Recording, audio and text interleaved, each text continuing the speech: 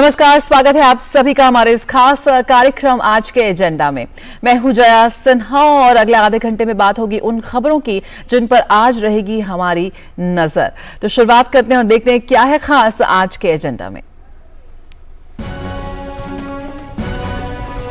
दक्षिण अफ्रीका के Cape Town में चल रही ब्रिक्स विदेश मंत्रियों की बैठक का आज दूसरा दिन। विदेश मंत्री डॉक्टर एस जयशंकर आज भी बैठक में होंगे शामिल। डॉक्टर जयशंकर ने बैठक के तरफ अपने रूसी समकक्ष सर्गेई लावरोव से की मुलाकात।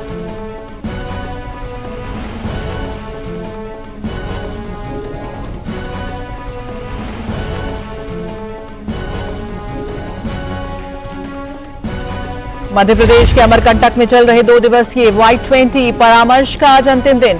केंद्रीय मंत्री फग्गन सिंह कुलस्ते होंगे समापन समारोह में मुख्य अतिथि। आयोजन में 19 विदेशी समेत सैकड़ों की संख्या में प्रतिनिधि शामिल।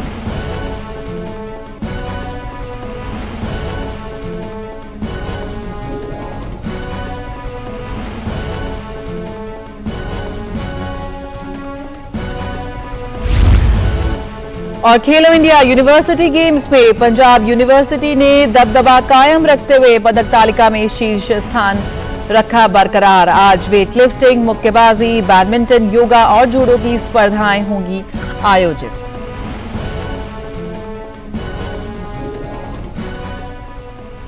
और सबसे पहले बात ब्रिक्स विदेश मंत्रियों की बैठक की। जी हां, दक्षिण अफ्रीका के केप टाउन में चल रही ब्रिक्स विदेश मंत्रियों की बैठक का आज दूसरा दिन है। केप टाउन में मौजूद विदेश मंत्री डॉक्टर एस जयशंकर आज भी बैठक में शामिल होंगे।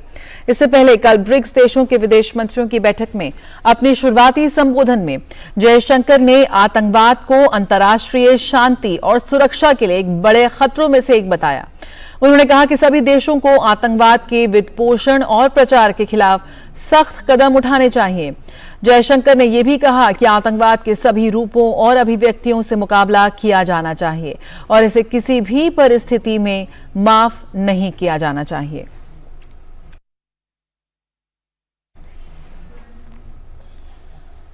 और बैठक के बाद विदेश मंत्री डॉक्टर एस जयशंकर ने ट्वीट कर कहा कि ब्रिक्स विदेश मंत्रियों की बैठक सकारात्मक रही। विदेश मंत्री ने अपने ट्वीट के साथ एक फोटो भी साझा की। जयशंकर ने दक्षिण अफ्रीका के विदेश मंत्री नालेदी पंडोर को आतिथ्य के लिए धन्यवाद दिया।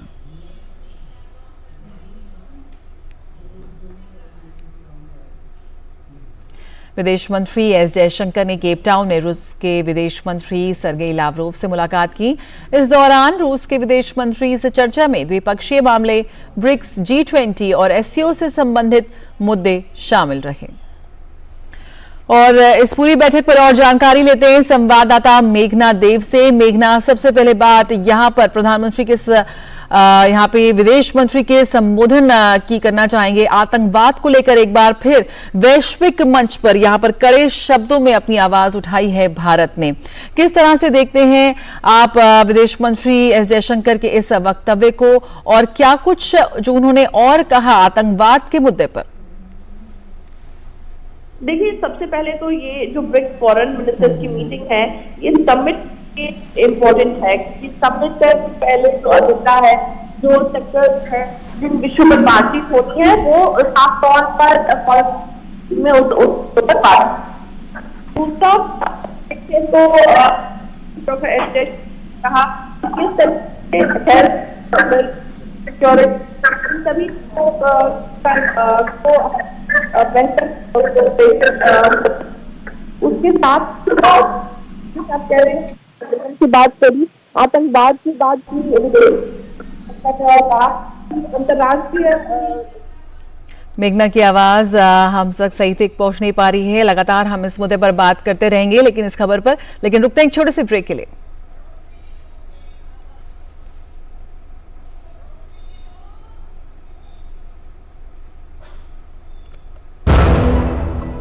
अर्जुन, 10th में you made us really proud. अब आगे क्या सोचा है? पापा, मैंने IIT जाना है और इंजीनियर बनना है। थिंक IIT, थिंक विद्या मंदिर। राजनीति की चाल से दुनिया के हाल तक, खेल के मैदान से किसान के खलियान तक। दिन भर की हर छोटी बड़ी खबर को समेटे खबर के हर किरदार को दिखाते हैं हम।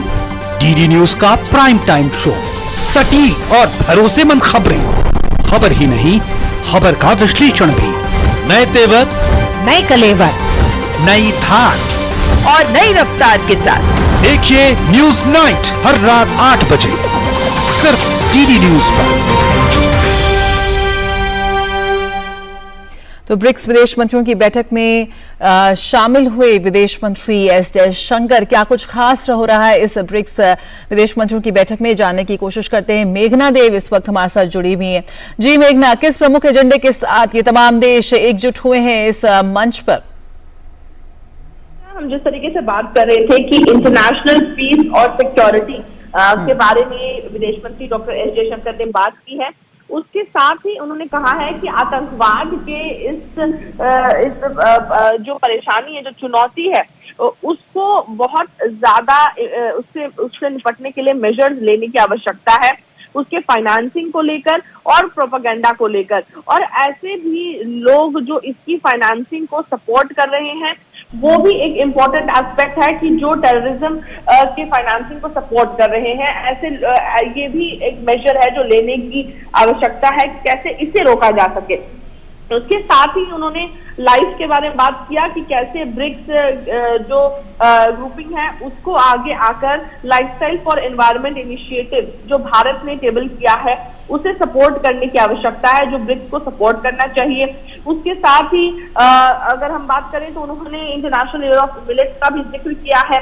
और एक और अहम चीज जो भारत ने एक इनिशिएटिव लिया है, voice of the global south exercise जो किया भारत ने, वो उसके बारे में भी विदेश मंत्री डॉक्टर एस जयशंकर ने कहा कि किस तरीके से ये जो इश्यूज हैं जो voice of global south exercise के दौरान भारत के सामने आए, उन इश्यूज को G20 के समक्ष पेश किया जाएगा। और उसके साथ ही अगर हम देखें तो उन्होंने कनेक्टिविटी की बात की है, हेल्थ, एनर्जी, फूड सिक्योरिटी की बात की है। ये अहम ये भी है कि कोविड पैंडेमिक के बाद किस तरीके से ग्लोबल साउथ में एक तरीके का इकोनॉमिक डिस्ट्रेस है, और जो रशिया यूक्रेन कॉन्फ्लिक्ट के बाद जिस किस्म का जो स्ट्रेस है ग्लोबल साउथ के देशों में, उसके ऊपर भी किस तरीके का जो स्ट्रेस है वो है जो ग्लोबल साउथ के देश हैं उसमें, वो एक अहम चीज है जिसको कॉन्टेम्पलेट करने की जरूरत है। अगर हम देखें तो जो एक जॉइंट स्टेटमेंट बाहर आया है, जो अहम जॉइंट स्टेटमेंट आया है ब्रिक्स फॉरेन मिनिस्टर्स की मीटिंग के बाद, जिसे the Cape of Good Hope joint statement कहा गया है, उसमें भी कई विषयों को साफ तौर पर रखा गया है। जिस तरीके से यूएनएससी में रिफॉर्म्स की बात है, यूएन के ऑर्गेनाइजेशंस के रिफॉर्म्स की बात है, उसको साफ तौर पर सामने रखा गया है। उसके साथ ही किस तरीके से एनर्जी सिक्योरिटी को और इनहांस करने की जरूरत है, मार्केट की जो स्टेबिलिटी है उसको कैसे इनहांस किया जाए, वैल्यू चेन्स या फिर ट्रांसपेरेंट कॉम्पिटिटिव मार्केट को और प्रमोट करने से, उसके साथ ही क्रिटिकल एनर्जी इंफ्रास्ट्रक्चर को प्रोटेक्ट करना कितना इम्पोर्टेंट है, उन सभी चीजों के ऊपर भी जॉइंट स्टेटमेंट है, उसमें साफ तौर पर बात नजर आती है। और ये भी कहा गया, कंडेम किया गया है कि जो भी terrorist attack critical infrastructure, critical energy facility और अन्य जो टारगेट्स हैं उन पर जो हुए हैं, उन अटैक्स को कंडेम किया है। उसके साथ ही जो सूडान में परिस्थिति है उस पर भी चिंता व्यक्त की गई है। तो कुछ कई ऐसे विषयों पर यहाँ साफ तौर पर देखा जॉइंट स्टेटमेंट में इन विषयों को जगह दी गई। बिल्कुल, और जिस तरह से विदेश मंत्री और उनके रूसी समकक्ष लावरोव की मुलाकात हुई है, वो भी लगातार उस पर भी बात की जा रही है। बहुत बहुत शुक्रिया मेघना, आपसे आगे भी हम अपडेट लेते रहेंगे। और आइए अब रुक करते हैं मध्य प्रदेश का। मध्य प्रदेश के अमरकंटक में चल रहे 2 दिवसीय Y20 परामर्श का आज अंतिम दिन है। केंद्रीय मंत्री फग्गन सिंह कुलस्ते समापन समारोह में मुख्य अतिथि होंगे। जलवायु परिवर्तन और आपदा जोखिम में कमी, स्थायित्व को जीवन शैली विषय पर 2 दिन की Y20 बैठक कल शुरू हुई। केंद्रीय पर्यावरण और जलवायु परिवर्तन राज्य मंत्री अश्विनी चौबे ने उद्घाटन सत्र को संबोधित किया। अश्विनी चौबे ने उद्घाटन सत्र को संबोधित करते हुए कहा कि अगर भारत युवा देश के रूप में उभर रहा है तो युवाओं को भी भविष्य के बारे में सोचना चाहिए। उन्होंने कहा कि प्रकृति के संरक्षण के बारे में विचार करने के लिए अमरकंटक से बेहतर कोई स्थान नहीं हो सकता, क्योंकि यहां प्रकृति और संस्कृति दोनों मिलते हैं। इस परामर्श बैठक में 7 देशों के 19 प्रतिनिधि भाग ले रहे हैं, जो विभिन्न समूहों में कई विषयों पर अपने विचार प्रस्तुत कर रहे हैं। देश भर के 400 से अधिक प्रतिनिधि भी इस बैठक में शामिल हो रहे हैं। और अमरकंटक से दीपक इस वक्त हमारे साथ जुड़ रहे हैं। सीधे रुख करते हैं दीपक का। दीपक, प्रकृति है तो प्रगति है, तमाम ऐसे मुद्दे हैं जिन पर वैश्विक मंच पर भारत जो है वो बहुत ही कठोर और कदम उठाने की लगातार वकालत करता रहा है। जलवायु परिवर्तन की बात हो या फिर डिजास्टर रिडक्शन या आपदा जोखिम में के लिए चलते तमाम तरह के इंफ्रास्ट्रक्चर के निर्माण की बात हो, किस तरह के प्रमुख मुद्दों के साथ इस बैठक में तमाम लोग एकजुट होकर एक आम सहमति बनाने का प्रयास कर रहे हैं? बिल्कुल जया, जिस तरीके से देखें Y20 की ये वाली जो बैठक है बहुत ज्यादा अहम इसलिए है क्योंकि जलवायु परिवर्तन एक सबसे बड़ा विषय है और ऐसे में जिस तरीके से डिजास्टर रिस्क है जो उसको रिड्यूस करने को लेकर जो यहाँ पर बात है वो की जा रही है। 4 सेशंस हुए हैं, 4 सेशंस में अलग अलग विषय थे, चाहे जिस तरीके से सोलर एनर्जी को लेकर बात की जाए, जिस तरीके से कार्बन उत्सर्जन है उसको कम करने को लेकर बात की जाए, और इन्हीं सब विषयों के बीच में जिस तरीके से जो कल्चरल एक्टिविटीज हैं, जिस तरीके से जो प्रकृति है उससे किस तरीके से उसको साथ में लेकर आगे बढ़ा जा सकता है, किस तरीके से विकास किया जा सकता है, न केवल भारत का बल्कि उन सभी देशों का जो इस क्षेत्र में कार्य करना चाह रहे हैं, इन सब चीजों को लेकर यहाँ पर जो 4 सत्र थे उनमें बैठक में उन पर विषयों पर चर्चा हुई है और काफी सारी चीजें जो हैं वो निकलकर सामने आई हैं। जिन हम 7 देशों की बात कर रहे हैं, जो 19 प्रतिनिधि आए हुए थे, उन्होंने भी अपने अपने देशों को भारत से जोड़कर किस तरीके से आगे विकास किया जा सकता है उनको लेकर अपनी अपनी प्रेजेंटेशंस दी, और इन प्रेजेंटेशंस में काफी सारी चीजें निकलकर सामने आई हैं। किस तरीके से एनर्जी हो, चाहे जो प्रकृति है या इसके अलावा जो सोलर एनर्जी है, इन सब चीजों को लेकर किस तरीके से आगे बढ़ा जा सकता है। आज का जो मेन सत्र है जो अभी शुरू हुआ है उसमें बात की जा रही है कि किस तरीके से इंडिया का जो ट्रेडिशनल है, इंडिया की जो कल्चरल एक्टिविटीज है, इंडिया का जो पूरा पावर है उसको लेकर किस तरीके से वैश्विक रूप से काम किया जा सकता है। तो इसको लेकर अभी सत्र में चर्चा यहाँ पर चल रही है। बिल्कुल, तमाम ऐसे क्षेत्र हैं जहां पर भारत बेहतरीन काम कर रहा है। दीपक, यहां पर हम नवीकरणीय ऊर्जा की बात करें या जलवायु परिवर्तन से जुड़े तमाम चीजों की बात करें, किस तरह से अपने अनुभव साझा करता नजर आ रहा है यहां पर भारत? बिल्कुल, देखिए जिस तरीके से भारत की बात की जाए तो विभिन्न क्षेत्रों में लगातार हम देख रहे हैं, चाहे प्रधानमंत्री नरेंद्र मोदी जब बाहर जाते हैं तो वो जिस तरीके से भारत में किस तरीके से सोलर एनर्जी पर काम हो रहा है, किस तरीके से जो रिन्यूएबल एनर्जी है उस पर काम हो रहा है, इन सब चीजों को बताते हैं। बड़े बड़े सोलर प्लांट्स हों या रिन्यूएबल एनर्जी के सोर्सेज हैं, उन सब के बारे में बता रहे हैं। इसके अलावा किस तरीके से डिजास्टर मैनेजमेंट को वो किया जा सकता है उनको लेकर जो सब कह रहे हैं, वो सारी चीजें यहाँ से इस Y20 का ये जो मंच है, इस मंच से विश्व तक जा रही हैं। और इस पूरे अगर मंच की बात की जाए तो जो विचार साझा किए जा रहे हैं और जब ये विचार एक मसौदा बनकर तैयार होंगे तो ये पूरे विश्व के जो ये Y20 के जो देश है, जो G20 देश हैं, उन सबके मध्य तो जाएंगे ही, साथ ही विश्व के अन्य जो देश हैं उन तक भी ये चीजें पहुंचेंगी कि किस तरीके से क्लाइमेट चेंज को लेकर हो या डिजास्टर मैनेजमेंट रिस्क को रिड्यूस करने को लेकर हो, इन सब चीजों में किस तरीके से कार्य किया जा सकता है। जिसका सबसे बड़ा जो मुख्य मुद्दा है कि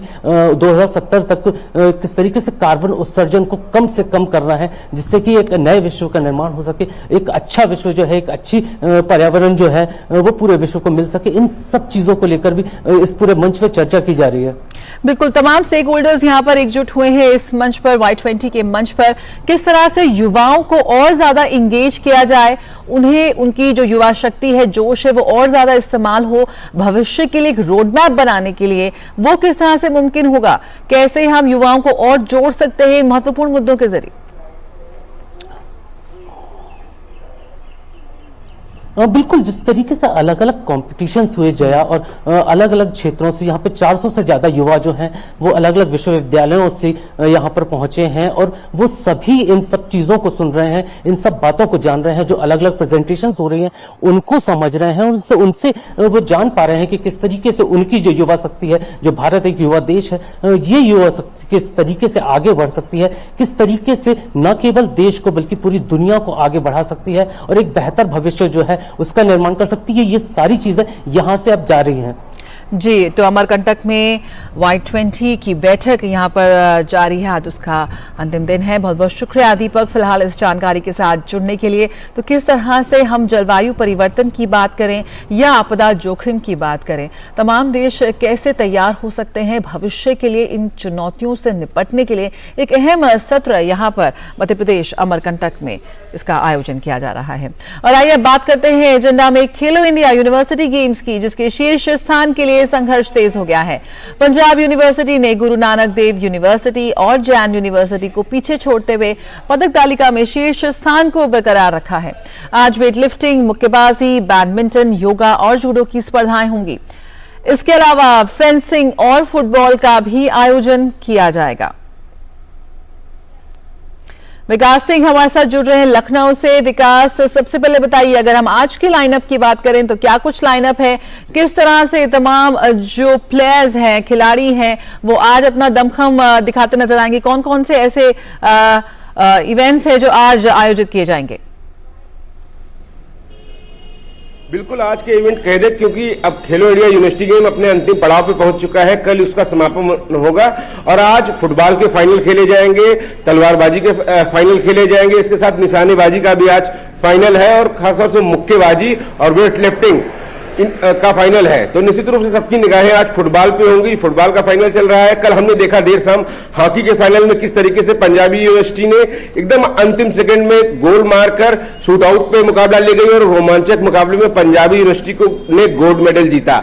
तो ये मुकाबले हम देख रहे हैं जिस तरीके से इसमें खिलाड़ी अपना दमखम दिखा रहे हैं। बिल्कुल इसमें नेशनल स्तर के भी खिलाड़ी आए हुए हैं और नए खिलाड़ी भी आए हुए हैं। इन खिलाड़ियों को भी यहाँ मौका मिल रहा है नए खिलाड़ियों को सीखने का।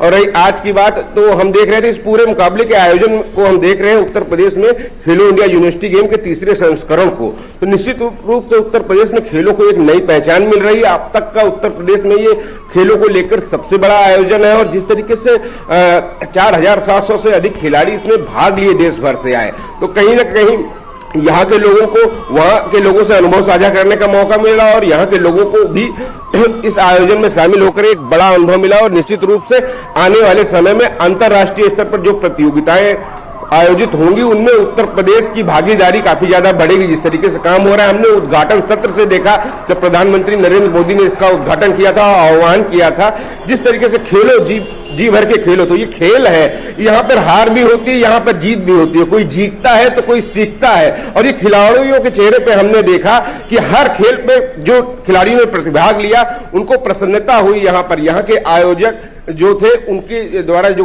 व्यवस्थाएं की गई थी उसकी उन्होंने तारीफ की। और हर खिलाड़ी जो देश भर से यहाँ आए हुए हैं, यहाँ से निश्चित रूप से सुनहरी यादें और एक बड़ा अनुभव और अपने जीवन में आगे बढ़ने की एक नई प्रेरणा लेकर यहाँ से जा रहे हैं। खेल में जीत हार तो होता है, लेकिन एक जो अनुशासन, नियम, कायदे, इन सब चीजों से जब उसका आत्मसात होता है एक युवा का, तो उसका जीवन कहीं ना कहीं निखर जाता है। और जिस तरीके से खेलों को लेकर ये सोच बदल रही है, एक समय था जब पढ़ोगे लिखोगे खेलो तो होगे खराब, अब पढ़ोगे लिखने के साथ में खेलोगे कूदोगे तब भी आपका कैरियर है। खेल में कैरियर भी है और उत्तर प्रदेश सरकार इस दिशा में भी काम कर रही है।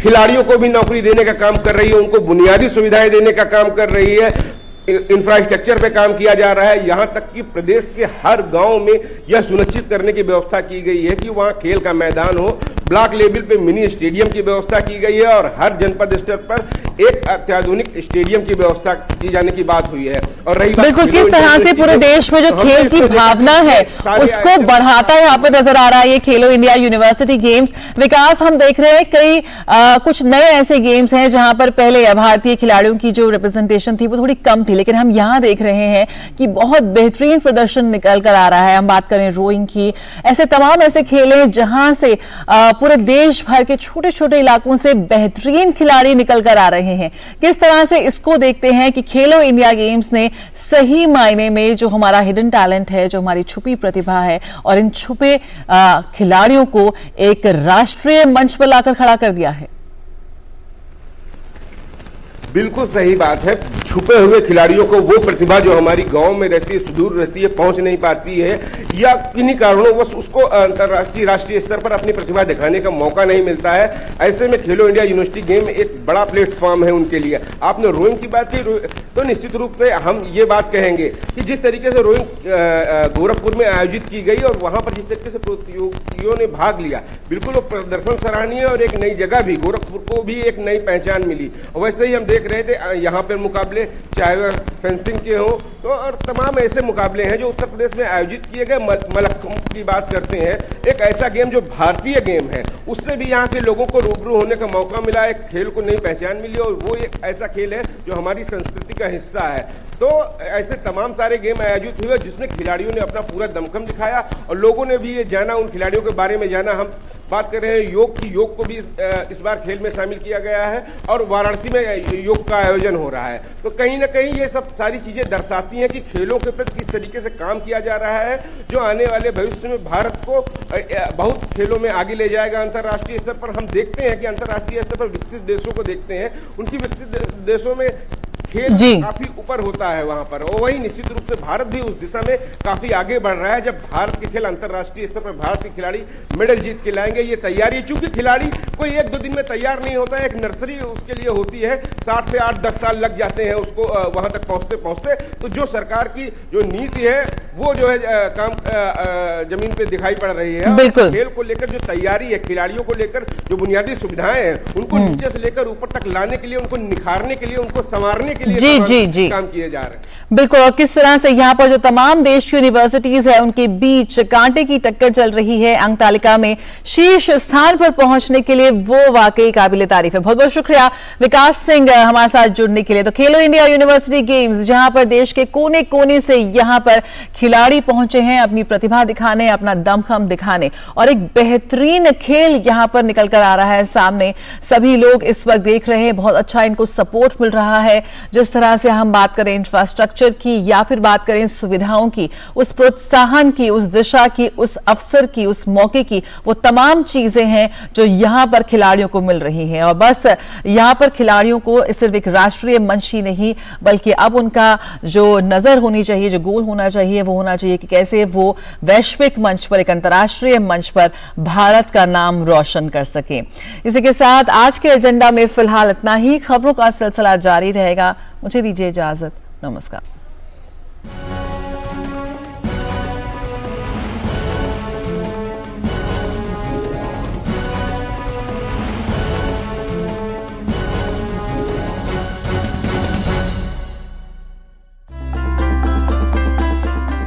ये बात हम